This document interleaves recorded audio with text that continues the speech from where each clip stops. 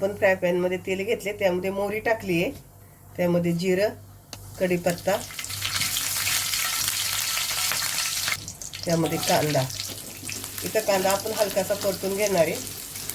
मी हे सगळं फास्ट गॅसवर परतून घेते. आपला कांदा परतून झालाय, त्यामध्ये दुधी भोपळा आणि वांगी कापून टाकल्या. इथं परतून झालाय, त्यामध्ये मीठ. इथं आपण सगळीकडून मिक्स करून घेतोय.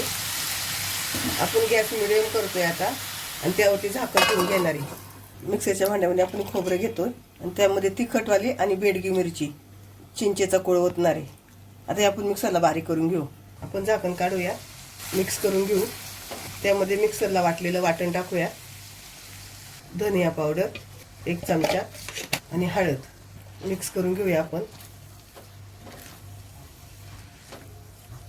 आपण छान परतून घेतले. त्यामध्ये गरम पाणी ओतणार आहे आपण थोडंसं आणि मिक्स करतोय. त्यावर आपण झाकण ठेवून घेऊ आणि शिजवून घेऊया. आपण तेल लावून घेऊया फ्राय पॅनला. त्यावर आपण डोश्याचं पीठ टाकतोय. पीठ थोडं सुकलं का एक गाजराचा तुकडा ठेवलाय, कोथिंबीरीची देठ ठेवला एक, इथं 2 कढीपत्त्याची पानं लावायची अशी आणि हे असं थोडंसं वरतून थोडंसं किंचित दाबायचं, जास्त नाही. एक साईड झाली, एक साईड आपण उलटून घेऊया. 2 मिनिटासाठी दुसरी साईड ठेवायची आपल्याला. आपण काढून घेऊया.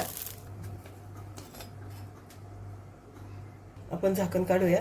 वरतून गूळ आणि कोथिंबीर.